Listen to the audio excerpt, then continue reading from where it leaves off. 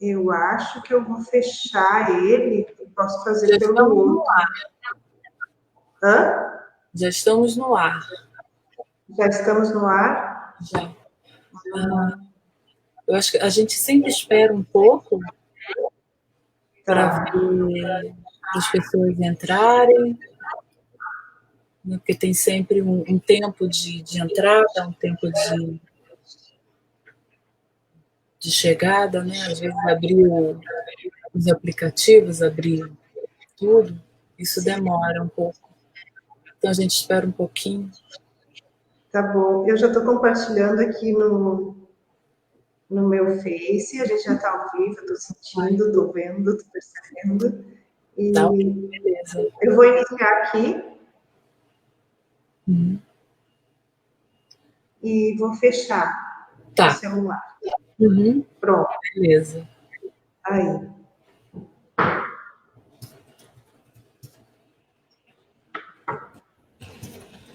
Boa tarde, Bia. Boa tarde, Lu.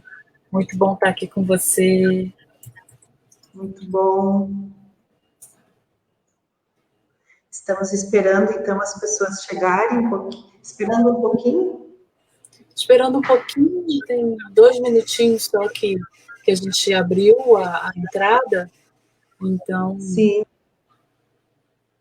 só dá uns minutinhos a mais para a gente começar. Eu acho que é sempre bom, porque tem sempre um delay, um tempinho para essa entrada acontecer. E eu vou ganhar um chazinho. Ah, que obrigada. Quero. Da Gabi. Ah, mande beijos para a Gabi. Vou mandar. Eu não sei, mas a minha internet está um pouco ruim hoje. Estou vendo a sua imagem congelada, Bia. Congelou de novo? Continua. Opa! Eu vou desligar a rede Wi-Fi aqui do dispositivo. Tá. Para não ficar puxando os dados. Tá, eu acho que é isso. Vamos ver. Pronto. Desliguei. Beleza. Eu acho que... Então, acho que a gente agora pode começar. Tá bom. Boa tarde, professora Luciana Paludo. É um prazer estar aqui, ter você aqui nessa edição, nessa terceira edição do Café com Propriedade. É uma honra para mim poder estar aqui, ficar nesse papel de mediadora, mas eu me sinto muito mais honrada em poder apresentá-la, antes de tudo, como uma amiga. Isso, para mim, é o mais importante, e eu agradeço muito a sua participação e gentileza e delicadeza em nos dar um pouco do seu tempo para a gente poder conversar e debater sobre esse tema de composição coreográfica e autoria. Eu vou te apresentar um pouco, falar um pouco do que é o INCT Proprietas, e depois a gente começa com algumas questões, né, que não são perguntas propriamente ditas, mas acho que questões que a gente já vem debatendo e discutindo há alguns anos, alguns encontros, né, Lu? Então, é muito bom isso, a gente poder falar isso e continuar esse debate. Deixa eu me apresentar, para quem não me conhece, eu sou Beatriz Serbino, eu sou professora da Universidade Federal Fluminense, do curso de Produção Cultural e no programa de pós-graduação em Estudos Contemporâneos das Artes, na UF, né, onde eu tenho as disciplinas na graduação de Estudos da Dança e Produção Cultural, Direção Artística, enfim, várias disciplinas ligadas à dança. E sou pesquisadora do INCT Proprietas, né, uma pesquisadora fundadora, e também sou colaboradora da Redive, que é a Rede Ibero-Americana de Videodança. O Café com Propriedade, essa é a nossa terceira edição, ele foi pensado dentro desse projeto que é o INCT, o Instituto Nacional de Ciência e Tecnologia Proprietas, né, que tem como tônica discutir a propriedade, o direito de acesso, né, pelo olhar, pelo viés, né, pela percepção de diferentes pesquisadores de diferentes áreas. A gente já teve a área de cinema e produção cultural com o professor Leandro Mendonça, que foi a primeira live. A gente estreou com a professora Marina Machado como mediadora e o professor Leandro Mendonça com o tema Economia Criativa em Tempos de Covid-19. E semana passada a gente teve também com a professora Marina Machado o professor Alan Rocha com o Direito Autoral e Ensino à Distância. E foi muito interessante a live do Alan, porque a gente discutiu também, isso é um assunto que me interessa muito, essa questão de propriedade, de direito autoral em relação ao corpo, né, o corpo que dança. Que movimentos, ou a gente pode pensar em propriedade, como pensar em autoria nesse corpo cênico, né?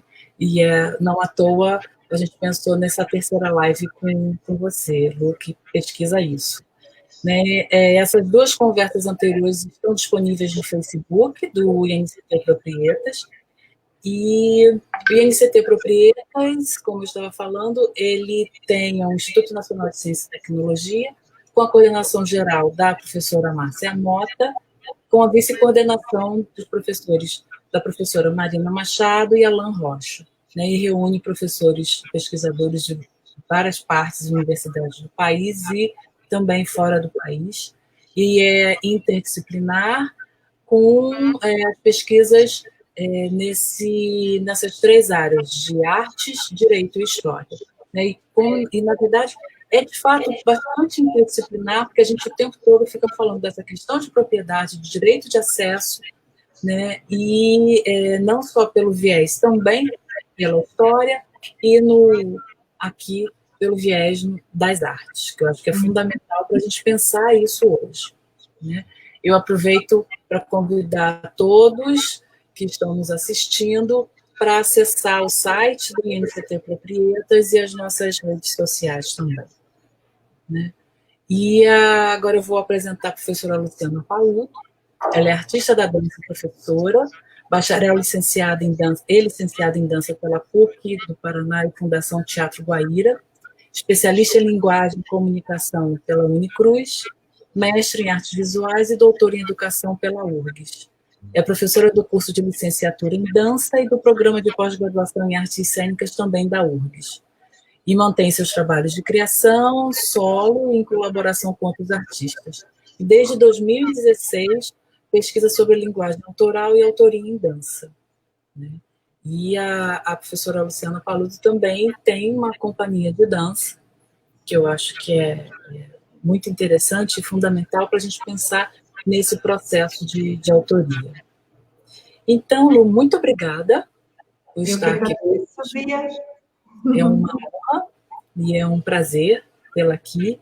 Eu vou começar pedindo, por favor, para você me falar um pouco desse seu caminho, da sua carreira, dessa sua trajetória de artista, professora, pesquisadora, né, coreógrafa, e como se deu essa sua aproximação com essas questões de, e aí eu vou colocar uma nova palavra, de remontagem e autoria em dança. Tá bom. Bom, boa tarde para todas e todos. Eu quero agradecer muito a Bia por esse convite. Inclusive, eu estou computando isso como o 22º encontro da quarentena, dentro de todas aquelas séries de encontros que eu estou fazendo nas minhas redes sociais. Então, ontem eu abri mão para pensar mesmo nesse tema, né? Eu acho que a semana passada eu já comecei a acenar para falar sobre coreografia, e a semana retrasada também. Então, como é que é estar falando sobre coreografia e estar trazendo, agora eu estou pensando nisso agora, depois eu vou retroceder um pouquinho, disponibilizando essas matrizes de movimento, posso assim dizer, esses pedacinhos de histórias de movimento, que é como eu chamo os repertórios, essas histórias que a gente pode remontar no corpo, ou esses mapas que eu posso traçar de novo. Então, como é que é estar trazendo isso para as vias virtuais, fazendo uma distribuição que há muitos anos já está sendo feita por outras vias. Então, eu também me coloco essas perguntas, esse panorama de pergunta e pensar como é que é isso, né? Porque quando você fala em acesso, eu acho que eu me vejo funcionando, trabalhando pelo acesso da arte, da dança, desde que eu me formei na licenciatura em dança. Então, aqui eu já posso entrar um pouquinho na minha história. Eu me formo com 21 anos recém-feitos, e em seguida eu já começo, eu estou no Paraná, retorno para o Rio Grande do Sul, grávida do meu primeiro filho, com meu companheiro Lécio, e, enfim, a gente vai acabar dando numa cidade chamada São Luís Gonzaga, depois de passar por outras cidades do interior, rapidinho, assim. Então, em 1992, eu estou lá, com 22 anos, abro uma escola de dança, balé do INSE. E lá eu começo a ensinar dança com o que eu tinha aprendido, né? 4 anos de faculdade em Curitiba, mais a Escola do Teatro Guaíra, junto com a faculdade. Graças a Deus eu tinha bolsa, porque a faculdade na época era particular, meu pai e minha mãe são professores do Estado do Rio Grande do Sul, então, sabe que foi difícil para me manter em Curitiba, né, para me ajudar, então eu tinha essa bolsa por causa que eu fazia escola também. Volto para o Rio Grande do Sul e começo a operar com essas informações. Então, tive grandes professores, Eva Chu, Carla Heineke, Hugo de la Valle, Cláudia Gittelman, e tudo isso começa a dar um caldo. E eu me sinto muito professora, desde cedo. E quando eu começo a colocar esses saberes em órbita com os meus alunos lá em São Luís, começa a surgir uma necessidade de coreografar, porque eu digo que a coreografia é o nosso meio de transporte, a nossa moeda de troca com o mundo. Você entra em relação com a sociedade a partir daquilo que você cria. Em dança, facilmente isso é entendido como coreografia. A gente pode chamar de outras coisas, mas eu, por uma questão política, vou chamar coreografia. Eu acho ótimo. Eu me sinto coreógrafa e bailarina. E eu defendo essas duas palavras com as suas devidas expansões em 2020, né? Nesse repertório criado com os meus alunos, é óbvio que as coisas começam a se especializar. E lá pelas tantas, teve um ano na minha vida que eu me reencontrei com um grande professor meu que já faleceu, Jair Moraes, e ele disse, por que você não pensa, era um duo, por que você não pensa essa coreografia para você, no solo? Reestrutura um pouco e pensa como ela ficaria no seu corpo. Bia, eu diria que essa é a primeira chave para eu começar a criar para o meu corpo. Porque antes você estava coreografando para outros bailarinos. Isso, eu até dançava junto. No início, eu tenho muita dificuldade em coreografar, e no início eu comprei coreografias da Eva Chu para o meu grupo. Comprei um solo chamado Solitude, que não era eu dançar, eu não dançava ele, não comprei para eu dançar, comprei para uma aluna minha, Isabel Ferreira, que depois veio a ser solista do Balé Castro Alves em Salvador, é licenciada em dança pela UFBA. Então, era uma coisa assim, eu não me via como protagonista. Aí comprei o Ralph Mirror, que também eu fazia corpo de baile. E quem dançavam eram os meus alunos, os papéis principais, porque eu tinha alunos incríveis, assim, eles faziam aula todos os dias. E de uma dessas minhas alunas que trabalha comigo até hoje, a Letícia Guimarães, anos mais tarde, em 2016, é ela que me ajuda a recuperar esse repertório. Eu sei que eu estou dando saltos temporais. Mas, então, imagina lá na década de 2000, que é de 1997, quando o Jair Moraes me diz aquilo, 98, eu começo a operar solo. me vendo como possibilidade de criar alguma coisa. Ok, crio um solo, crio 2, crio 3, encontro, aí esses solos, eles me transportam de São Luís Gonzaga para Cruz Alta, onde teve o primeiro curso de licenciatura em dança do Rio Grande do Sul. A Carminha me chamou para trabalhar. Conceição, lá da Bahia, era a avaliadora do MEC na época. Eu tinha graduação e a Unicruz não queria me aceitar por eu só ter graduação. E a Conceição, como a avaliadora do MEC também, né, formada em dança pela Bahia, uma pessoa fundamental para a dança do Brasil, lá de Salvador, e ela deu um aval para que eu pudesse começar a dar aula na universidade. E aí, quando eu começo a dar aula na universidade, eu já tinha um semi-repertório, posso dizer assim, de criações minhas. Por que semi-repertório? Não sei, não é desmerecer. Não era uma coisa assim... Eu nunca acho que o que eu crio é inédito. Eu sempre vejo essa questão muito de reciclagem, de repaginação, de um novo tratamento. E aí eu começo a encontrar pessoas e ali cria-se o Mimese. Ah, Mimese é dessa época. Dessa época, 2002. 2002. Então, ó, São Luís Gonzaga, década de 90, depois que eu me formei. Faço pequenos solos. Isso me dá uma certa visibilidade, principalmente em festivais de dança, onde eu ganho premiações. Joinville foi muito importante, eu ganhei prêmio de melhor bailarina lá em 2001, com uma composição. E aí começa também muitas dúvidas, sabe, Bia? Uma delas é onde circular as produções, o que é isso que eu estou criando. Por isso que o Mimese chama Dança Coisa. Ah, tá. E nesse momento, a partir da década de 2000, você também começa, você entra depois no mestrado, não é isso? Entro. 2004 eu entro no mestrado, 2 anos depois do Mimese, que foi a época em que a gente se desvincula formalmente da Unicruz, porque nós nascemos como projeto de extensão. Ali eu criei um CNPJ.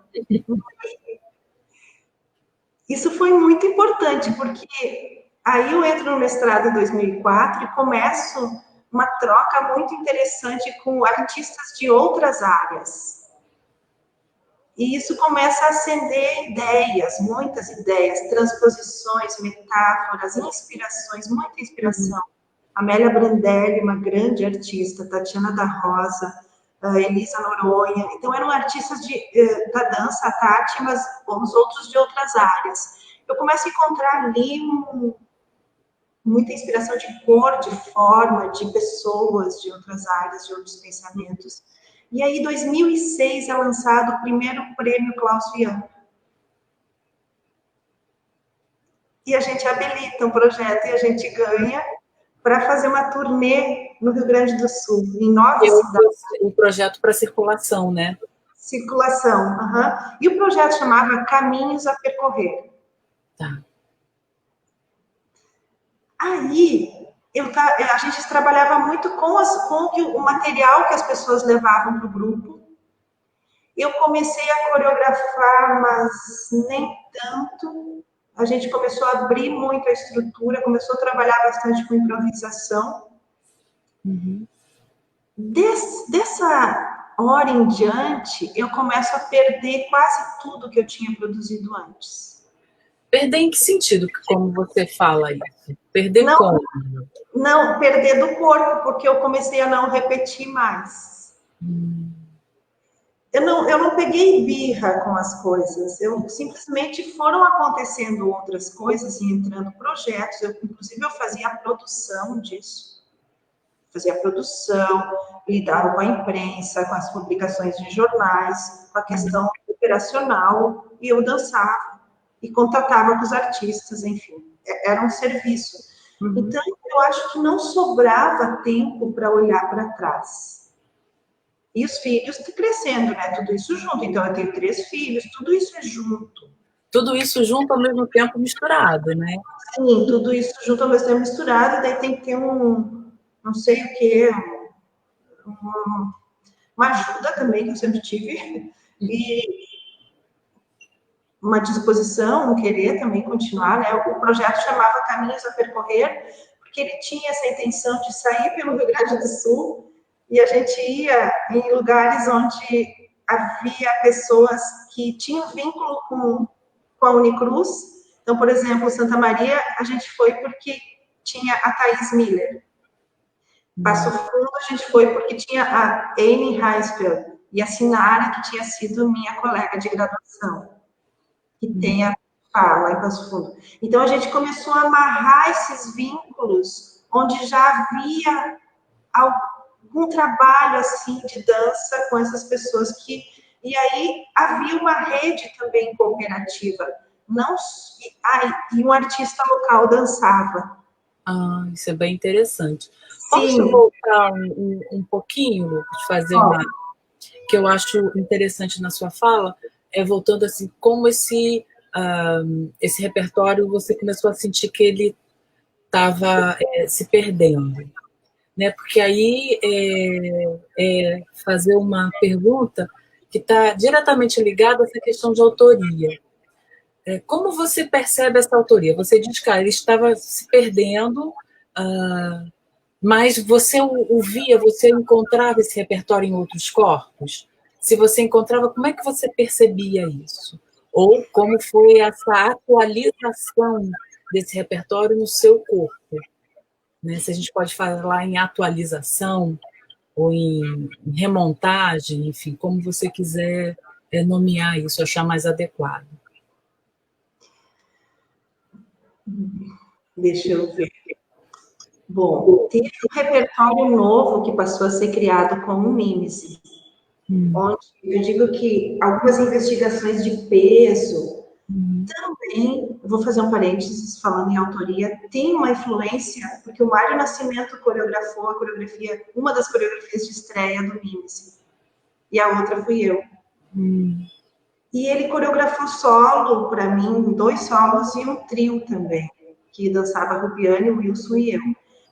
Aquele padrão de movimento deu uma quebra no que eu vinha desenvolvendo. Ok, segue o barco, outras frases de movimento começam a surgir, o Mimes dança isso até 2005, 2006. Aquele repertório de 1900 até 2000, ele some. Eu começo a lidar com essa nova fase, ele some mesmo.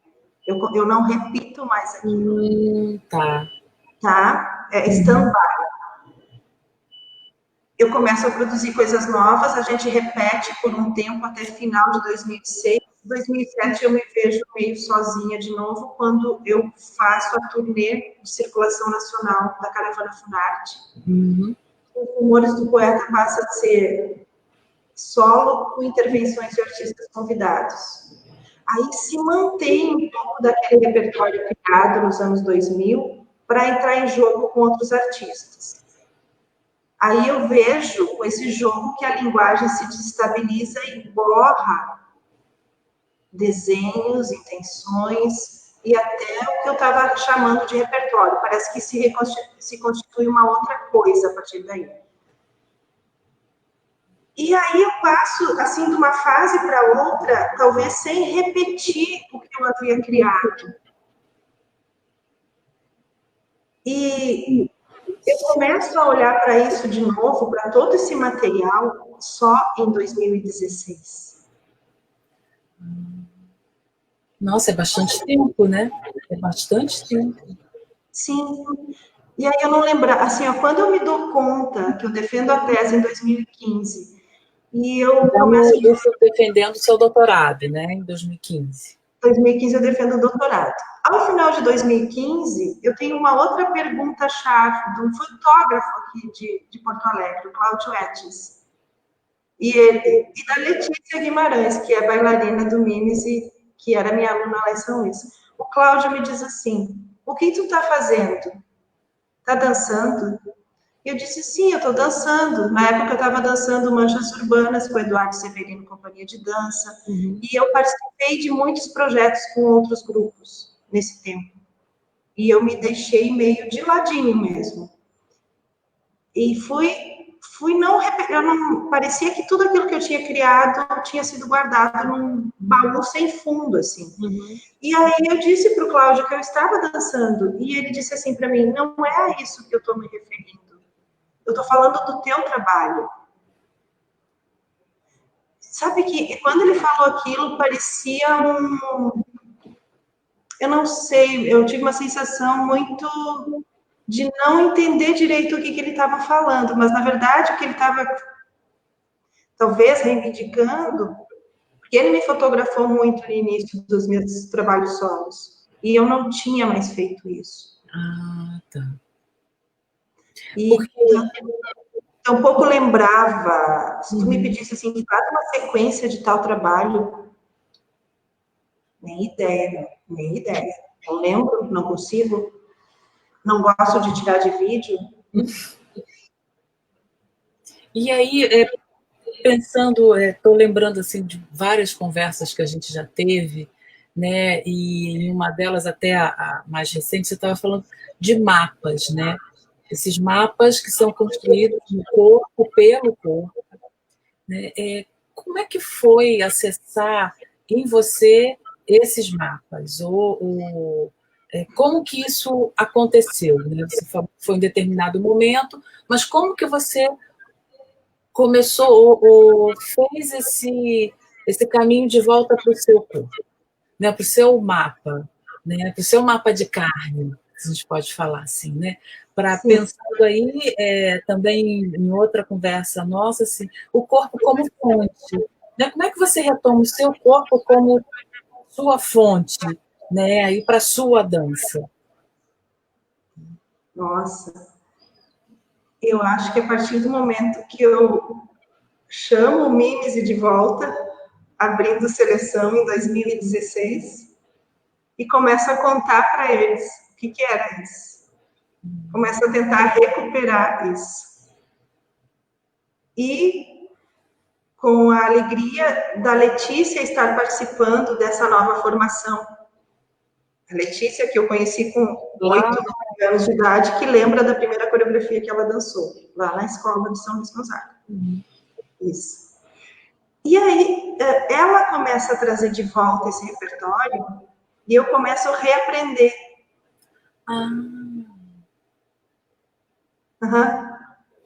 É um reaprendizado mesmo? Você volta a se apropriar disso? Sim, do que eu tinha criado um dia. E como é que foi isso? Foi Não, com certeza, mas eu fico pensando assim, porque já era outro corpo, né? Você já tinha outras, né? Já pensando assim, já fazia um outro tipo de conexão, já tinha uma outra movimentação, né? Porque isso muda, né, com o tempo, né? Ninguém fica igual, que dança, o corpo não é o mesmo, né? As histórias encarnadas são outras. Como foi esse processo, né? Essa apropriação de você mesmo? Eu acho que a gente entrou numa relação muito horizontal, porque todo mundo estava entrando em contato.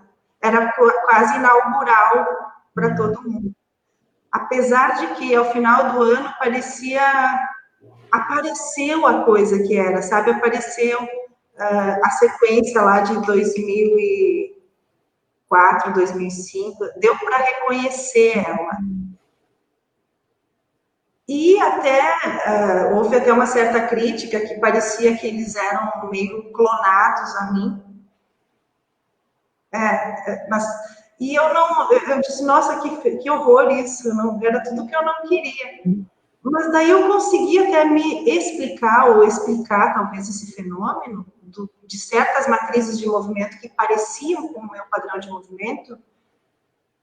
Aí que eu entro nessa questão do mapa, porque de repente nós estávamos desenhando aquilo espacialmente, e talvez a gente tenha se apropriado em conjunto de um padrão aproximado de movimento, em determinadas sequências. O que poderia ver, eu poderia olhar para aquilo e dizer, nossa, isso é um uníssono,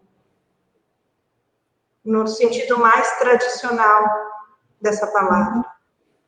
Estão dançando tudo igual. Eu estou criando réplicas, e era tudo que eu não queria.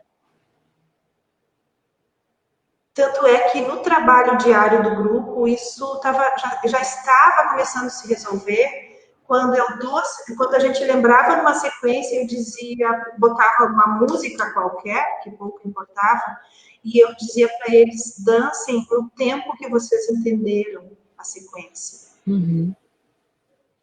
Se apropriem desse protocolo, depois interfiram nele. No caso, se é 1, 2, 3, no meio do 1, entre o 1 e o 2, coloquem outra coisa.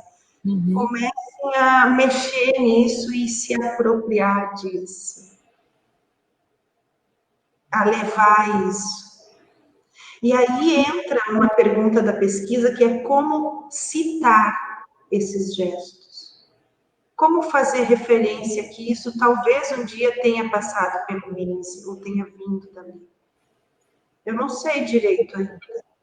Uhum. Eu não sei se eu te respondi, porque eu acho bastante complexa essa pergunta que eu acho que é para a gente pensar junto aqui. Eu gosto muito da sua fala e do seu texto dançado, que eu acho que é assim, muito interessante, quando você fala dessa questão dos mapas, do corpo como fonte, né? Porque nesse momento, e escutando você falar, você autoriza não só você se apropriar desses movimentos ou desses protocolos, né, de uma outra maneira, como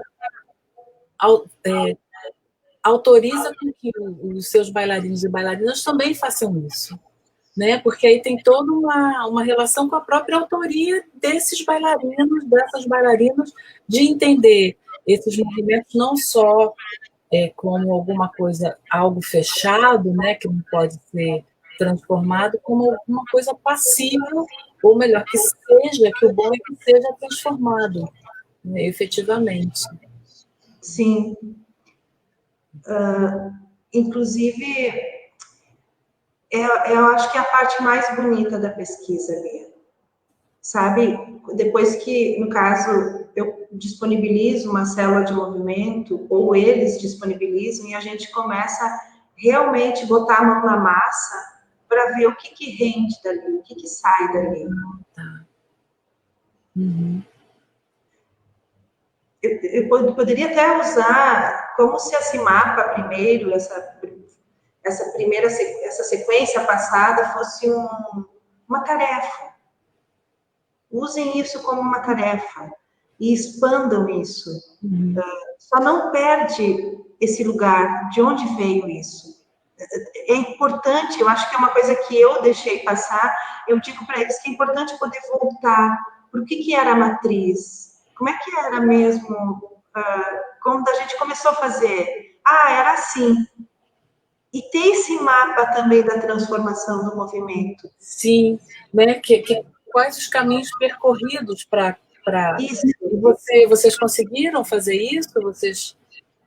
que bacana. Sim, a gente tem conseguido fazer isso. E nisso, nossa, eu acho que tem pessoas que colaboraram e colaboram muito com isso. Por exemplo, tem o Jefferson, que é integrante do MIMESE, que ele faz doutorado aqui nas artes cênicas, é professor substituto lá no UFPEL, e é graduando em dança aqui.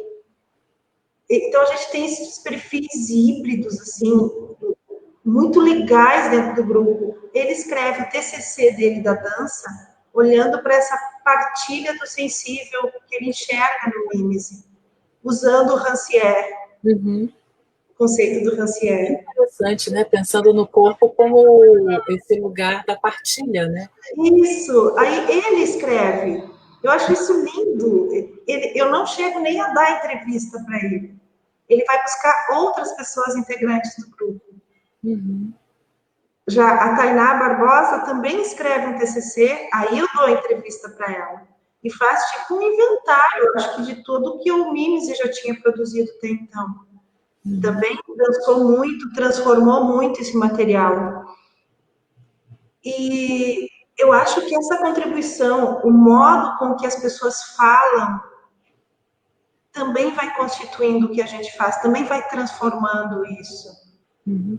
E aí, é uma pergunta que eu estava pensando aqui, como você percebe, aí você como criadora, como pesquisadora de dança, do movimento, essa que você acabou de falar, essa apropriação pelos outros, eu ia usar a palavra pelos outros corpos, mas aí eu lembro que uma vez conversando com a Cássia Navas, né, com a professora Cássia Navas de Campinas, ela falou, mas corpo não é bailarina, não é bailarina? Eu achei assim, perfeito. Assim, como você vê, como você percebe essa apropriação por outros bailarinos desse material que você vai construindo? Né? Eu queria ouvir você falar um pouco disso, porque tem muito a ver com a questão de autoria, né? De como essa autoria, que se a gente pensa, é um movimento ou uma sequência, um protocolo que foi criado por você, como isso vai para surge em outros corpos. Né? Porque não é uma questão fácil, não é simplesmente como você fala, como é que eu cito, né, alguma coisa que está no corpo? Né? Porque é entender como isso vai acontecendo na carne. Né? Você está falando de um movimento que passa e que se transforma em alguma coisa nessa articulação, nesse tônus muscular, como é que isso vai acontecendo? Eu falo bastante de histórias dos movimentos e enquanto você está dançando, você não vai estar citando nada, né? Então, como que essa citação, no caso, oficialmente, às vezes vem nas narrativas, às vezes nos releases, às vezes nas que as pessoas falam, e quando eu enxergo, às vezes eu tenho um estranhamento. Às vezes às vezes eu não sei se é tranquilo isso, eu não sei se eu gosto disso. Eu não sei se eu gosto de estar passando tudo isso, porque às vezes parece excessivo, tipo assim, eu vou passar para vocês tudo o que eu faço, sabe? O quanto que isso, eu não queria que parecesse narcísico, sabe, Bia? De eu estar querendo me ver ali, eu não quero. Tanto eu não sei se, e ao mesmo tempo eu acho necessário que também não se desdenhe disso. Sim, claro. Então, eu não sei qual a medida da referência.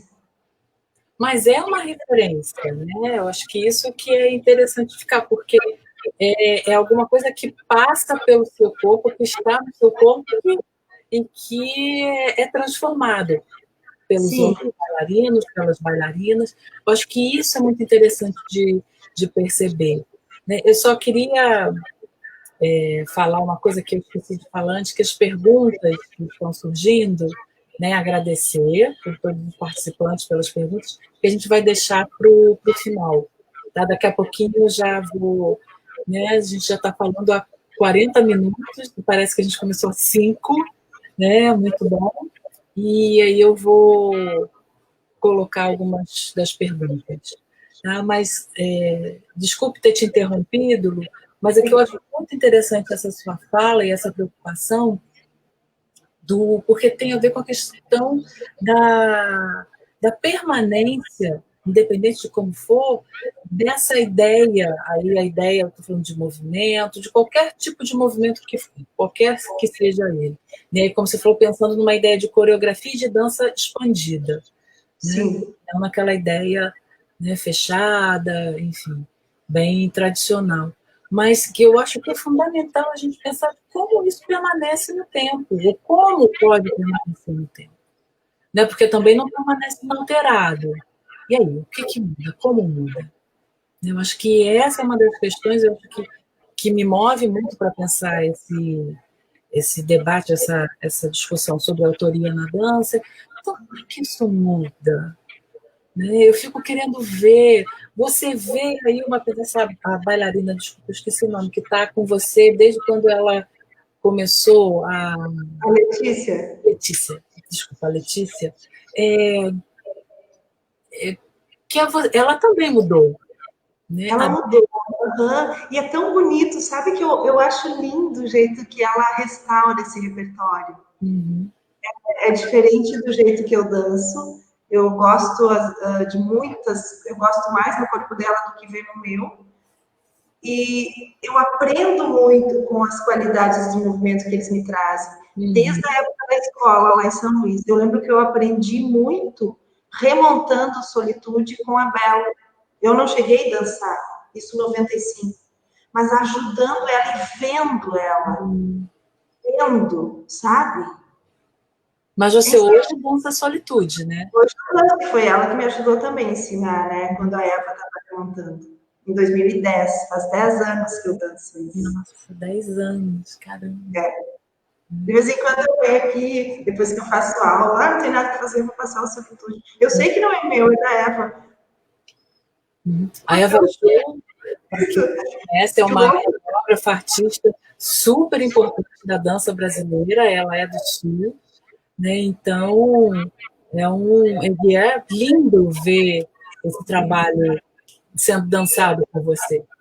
Aí eu estou me apropriando no caso de dando corpo a essa ideia dela, né? Sim, porque quando eu vi, eu falei, a sensação que a gente tem que não, é um trabalho seu.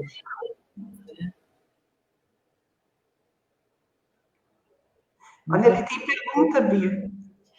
Tem sim. Temos tem que responder agora as perguntas? Sim, claro. É. Mas eu queria antes fazer uma outra pergunta. Tá. Posso? Pode. Como é que tem sido para você essa sua experiência nesse momento, né, de pandemia, de, enfim, afastamento social? Você tem feito uma série de, não sei se você usa a palavra lives no Facebook, você tem feito uma série de interferências nisso. E eu já vi algumas, né, como é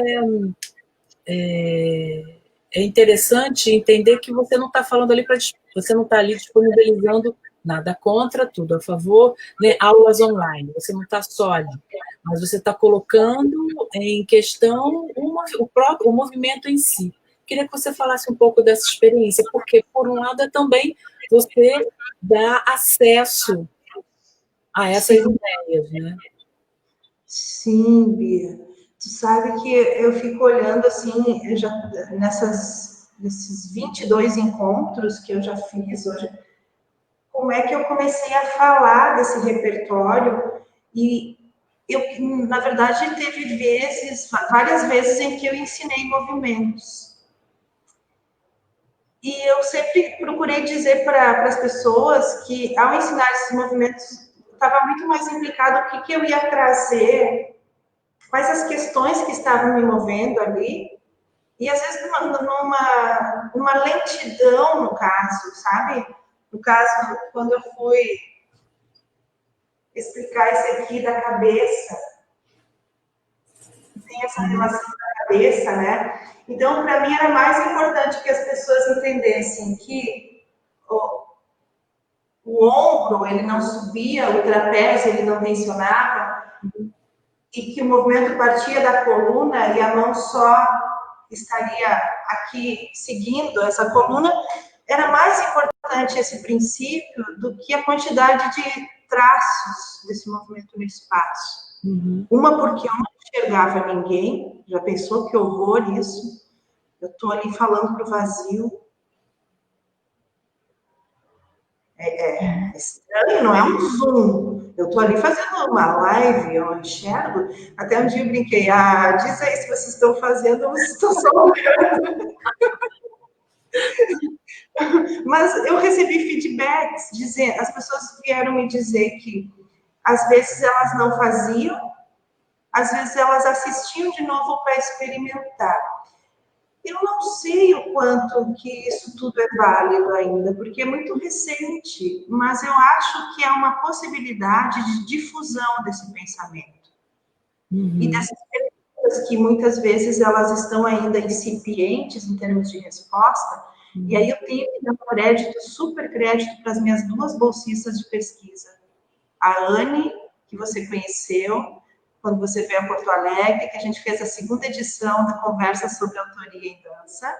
Lá, muito bom. Lindo, no curso de licenciatura em dança da URGS, com um monte de gente. Evento aberto ao público. E a Luana, que atualmente é minha bolsista, BIC multidisciplinar. A Anne continua sendo voluntária, bolsista voluntária, e é minha monitora de composição. Então, elas me dão uma mão nesse sentido, em termos de diálogo e interlocução. É a Luana Fonseca Dávila? Ela tem um comentário aqui, vou ler seu comentário. Luana, o corpo como fonte. Que lindo isso. E aí tem uma pergunta da Márcia Mota, que é a coordenadora geral do INCT Proprietas, e que foi também minha supervisora de pós-doc, maravilhosa. Aí a Márcia pergunta, o corpo é uma propriedade sem limites? Sem limites? Fiquei curiosa para ver sua resposta. O corpo é uma propriedade sem limites?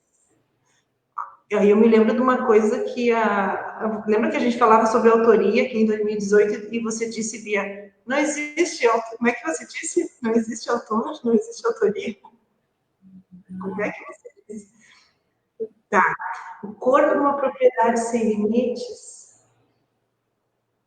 Onde reside o limite dessa propriedade do corpo? Talvez eu poderia...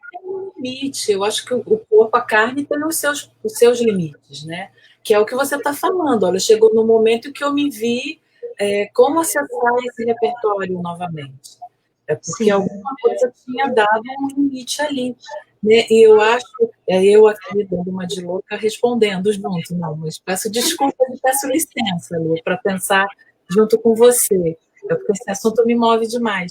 Mas é pensar, por exemplo, a ideia de propriedade do e no corpo, ela vai até a gente pensar, quer dizer, a gente pode começar pensando, refazendo a pergunta, de que o corpo não pode tudo. Ele pode muita coisa, mas não pode. Isso.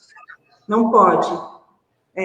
Aí tem uma questão, me lembro de um artigo que eu escrevi uma vez para o Humus, que chamava Presença e Limite.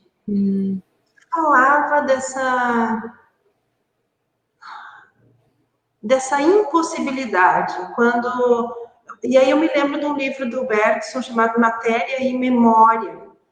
O que essa memória, o que tem a ver essa memória com a propriedade do corpo, com o repertório?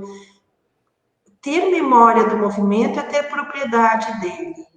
Sim. Não ter memória é perder a propriedade. Eu não preciso fazer um movimento para ter a propriedade, mas eu tenho que saber narrar e propor e talvez dirigir. Mas se eu perder tanto a propriedade de fazer quanto a de narrar, ele não me pertence mais. E isso é um limitador. Porque o que você está falando, se a gente pensa em memória, a memória está ligada a essa questão diretamente de remontagem, enfim, de tudo que a gente pensa em reconstrução, remontagem, enfim, na dança, é entender que essa construção nunca vai ser igual à mesma, né? Ela vai estar sempre se transformando, que é como a gente pensa as questões teóricas sobre memória, enfim. Eu estou tentando lembrar o que a gente conversou em 2018 lá na URGS. Eu não estou conseguindo lembrar, mas enfim, depois a gente lembra.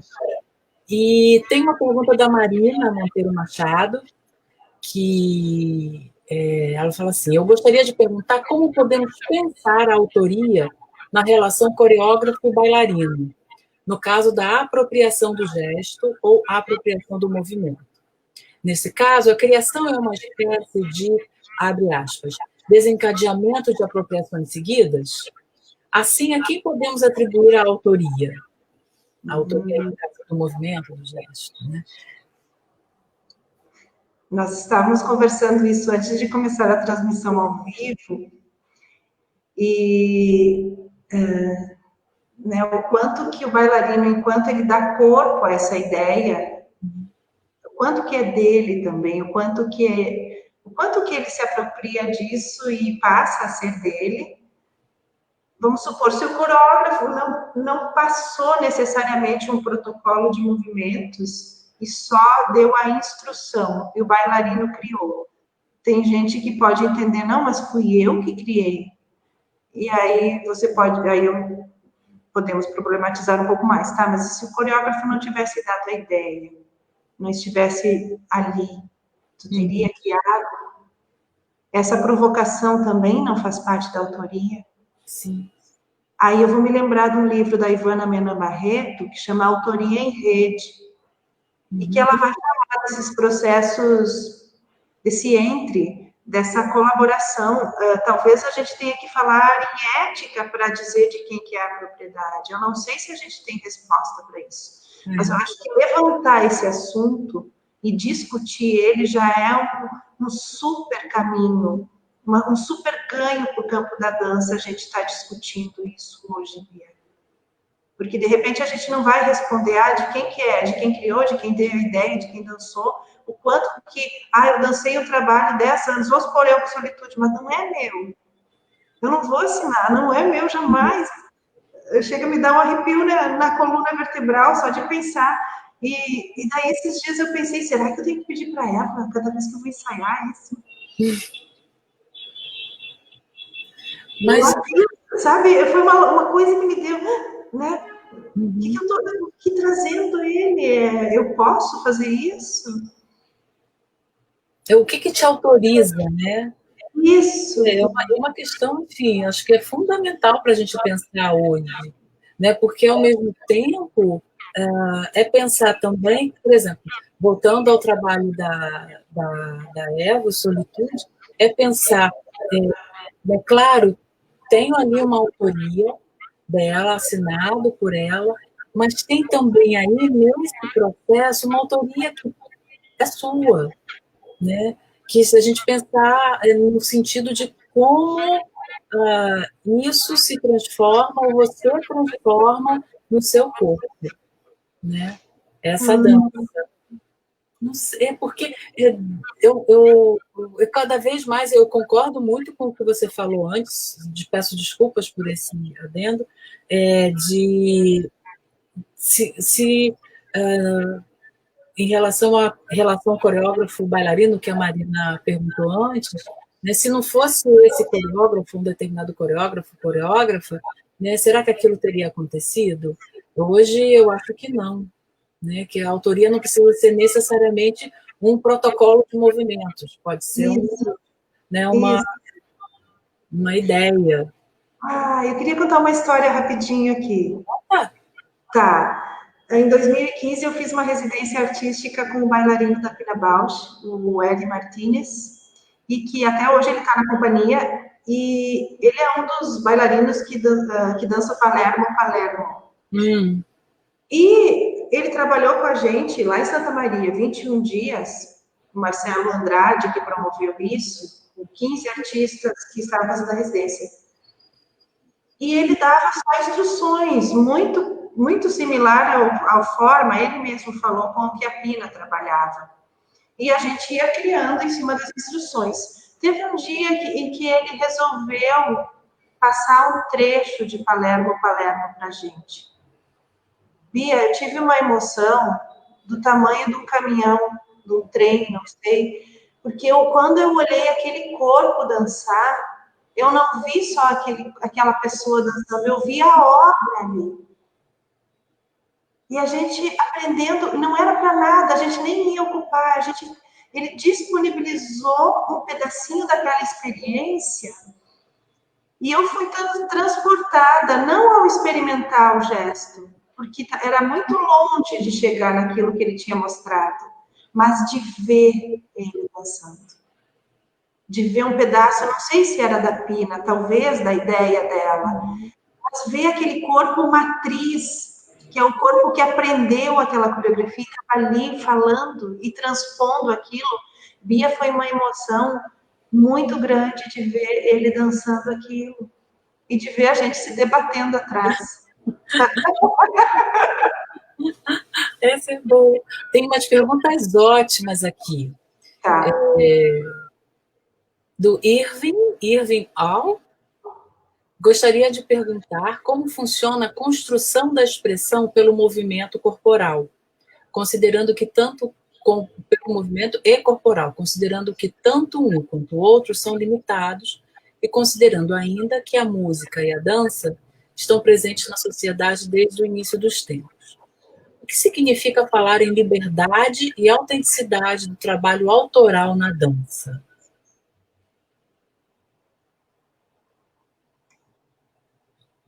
Uma pergunta ampla e complexa. Eu acho que a gente não tem resposta fechada para isso, não, mas enfim. Não sei, em relação à expressão, o que a gente trabalha na pesquisa, ela é altamente construível, né? A gente vai construir ela a partir de esforços, de posturas, não necessariamente tu tenhas que estar sentindo aquilo. Ou tu vai poder modular isso, né? Isso também pode ser, não sei, parte do repertório. Eu não sei se eu entendi direito como pergunta isso. Porque eu acho que é por aí que você está falando. Eu acho que há essa possibilidade de modulação. Que a pergunta fala, é possível falar em liberdade e autenticidade no trabalho autoral na dança? Eu acho que sim, eu acho que as duas coisas, na verdade, são complementares, né? Uma não exclui a outra. Não. E eu acho que cada vez tu vai ter que estar perguntando para aquela sequência, naquela obra, naquela circunstância, o que você quer com ela? Você quer que ela seja fidedigna ao que está sendo passado? Você vai permitir, você quer exatamente, vamos supor, se eu vou passar para você uma sequência aqui, eu vou querer que você faça esse olho, essa mão, eu vou deixar, Bia, não, você só faz a posição do tronco e o braço e deixa o teu rosto trabalhar. Então, tem uma margem de liberdade dentro do repertório que eu acho lindo isso. Esses dias eu estava vendo uma reposição de uma variação clássica em que uma velhinha, não me lembro agora o nome dela, uma bailarina mais velha passava por uma bailarina mais nova. Gente, era tão lindo o gestual da bailarina mais velha, ela não fazia nenhum passo, mas ela estava sombreando a bailarina e aquele amor, aquela paixão por aquela história que ela estava contando para a moça, tornava o gesto dela livre. Vai para fora do corpo, né? Livre, não tava encaixotado em lugar nenhum. Por quê? Porque elas duas estavam construindo um contexto de uma personagem.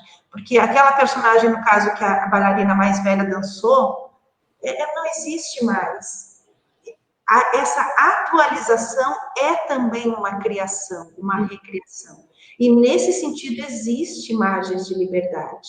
Mas eu também não posso ficar totalmente alheio ao que eu estou fazendo. Eu tenho que saber o que eu quero com aquela sequência. Por isso eu preciso olhar para ela e preciso perguntar qual a margem de liberdade que cabe dentro.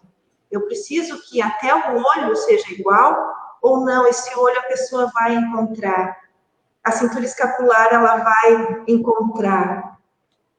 Como é que essa tonicidade, né? Como é que a musculatura responde a isso? E aí tem a ver com a pergunta seguinte da Maria Falha. Podemos pensar essa autoria em relação à construção do mapa sendo pelo corpo ou no corpo, ou os dois? E podemos pensar que esse mapa pode existir no corpo, além das artes cênicas, num corpo cotidiano, como uma cartografia do corpo, do ser? Sim, sim. Total, né? Total. Sim. Ó, a gente faz isso direto no degustação de movimentos, com mimes, e a gente recebe pessoas da comunidade para experimentar esses mapas. Uhum. É simplesmente uma delícia. Tem uma outra pergunta da Matilda Maia. A discussão da autoria na dança está mais relacionada à narrativa de uma criação, estética e política, e ou à atribuição econômica da obra. Uma coisa não exclui a outra. Porque o recorte econômico aí também é muito importante, ele existe. Né? A gente não pode pensar em arte sem pensar também nessa relação com o mundo econômico, com o mundo, né, falando aí com o mundo social, o recorte com o mundo econômico, né, com as questões econômicas que se colocam, seja pensando aí para a manutenção de uma companhia, a manutenção dos intérpretes, dos bailarinos, ou até para se comprar, por exemplo, uma obra, uma determinada obra. Né? Sim, porque até em companhias assim, o coreógrafo precisa voltar para fazer para quando vai restituir a obra, né? Ele vai, não sei, de acordo com os contratos, né? Então, provavelmente vai receber dinheiro de novo, vai receber, não sei, aí tem várias espécies de contrato, né? Então, eu não sei. Eu acho que pensar a autoria também é importante pelas questões econômicas. Sim, com certeza. Isso, a live da semana passada com a Marina e o Alan é um advogado, né, que tem a grande experiência hoje no Brasil em direito autoral, né, e eu e Alan e o professor Leandro Mendonça, que fez a primeira live, a gente conversa muito, né, sobre essas questões de direito autoral na dança, que a minha questão é, então, como é que fica o direito autoral no corpo? Não né? sei. Eu acho que a gente tem que fazer uma live com a Alain e com o Leandro para a gente discutir isso, especificamente em relação à dança. Porque eu acho bem escorregadio esse, tá? Ele não vai, se tu bater o martelo forte, vai parecer uma espécie de que tu vai fechar muito, né? Então tu não pode mais dançar nada, porque eu não posso aprender. Como é que eu faço? Porque a dança é esse telefone sem fio. Alguém me contou, eu vou contar de novo, eu vou aprender, tem essa oralidade, essa dimensão da experiência compartilhada que é linda, é da natureza dela. Então, se eu colocar muita trava nisso, eu vou perder a dança lá pelas tantas. Eu vou deixar de permitir, talvez, que um repertório se funcione, que vá para o mundo, né? Que possa ser acessado por outros corpos, né? Isso. E se transforme, né? Se transforme. Esses dias aconteceu uma coisa bem curiosa, vou contar rapidinho. O Daniel, um pesquisador que agora a gente está trabalhando em colaboração, ele já foi do MIMES, ele disse que tinha escrito, Daniel Aires, um texto inspirado num outro texto. E eu não tinha isso em repositório nenhum, nem escrito e nem disponibilizado publicamente, só faz parte do espetáculo. Eu sempre falo esse texto nos meus espetáculos. E aí eu peguei e gravei o texto no Instagram, disponibilizei. Que foi uma questão que a gente falou bastante. E se você for ler o texto dele, você não reconhece o meu texto lá. Mas ele reconheceu que se inspirou. Ele podia nunca ter citado isso. E eu também nem ter reconhecido o meu texto no texto dele. Mas aí entra uma terceira camada, que talvez seja a afetividade, ética, uma coisa que a gente está tentando construir, de como citar um gesto em dança, que é uma das perguntas da pesquisa. Como eu cito isso? Como eu referencio? E eu acho que é tentando, gente, é fazendo ensaios de citação, inventando formas de fazer isso. E compartilhando essas ideias também, discutindo. Eu acho que isso também vai fazer com que a gente chegue em algumas respostas mais efetivas. Não, é com certeza, né? Todo da gente pensar esses processos, né, de construção que aí é que está a grande dificuldade, que acontecem no corpo, né? Eu quero agradecer muito a sua presença, professora Luciana Paludo. Foi ótimo, a gente já está encerrando aqui, né, a nossa live. Né, adorei essa estreia junto com você aqui, tê-la aqui, é uma honra. Né? E, enfim, antes de passar para você falar alguma coisa, quiser fechar, eu quero também agradecer a Laís Lara e a Ana Schuster, as produtoras do Café com Propriedade, duas queridas, super competentes, que nos ajudaram a fazer essa live de hoje. É isso? Eu tenho que dizer tchau. O que você quer dizer? Enfim, fechar algum pensamento que você acha que ficou faltando sobre esses debates, essas questões que a gente teve aqui? Eu quero só dizer que eu acho que o que me move a compartilhar movimentos está no título de um trabalho que a gente criou com o MIPS em 2018, que é a Utopia do Corpo Sensível. E que eu encontro um germe disso lá no trabalho meu que chama Você Tem Duas Escápulas. Que é contar para as pessoas que elas têm um corpo possível. Possível de mover, possível de visitar certos lugares, que essa visita pelos lugares que são os repertórios, elas não precisam ser extraordinárias, elas precisam ser no corpo, e elas precisam ser feitas com cuidado, com atenção e com interlocução, com generosidade, que para mim isso é um recado para o mundo, a partir da dança. Que lindo. Super obrigada, Lu. Muito obrigada por seu carinho, sua disponibilidade de estar e dividir esses pensamentos, essas ideias com a gente. Eu que agradeço. Só convidando, quero aproveitar e convidar todos para assistirem a nossa live semana que vem, o Café com Propriedade 4, que vai ser também na quarta-feira, dia 17, às 16 horas, com o professor Leonel Brum, com o tema Videodança, Autoria e Outras Reflexões. Que legal. Então, é coordenador dos cursos de bacharelado e licenciatura em dança do Instituto de Cultura e Arte da Universidade Federal do Ceará. Tá bom? Então, mais uma vez, professora Luciana Paludo, muito obrigada. Foi uma conversa ótima, eu adorei. Espero que todos tenham gostado também. Beijo. Tchau. Tchau.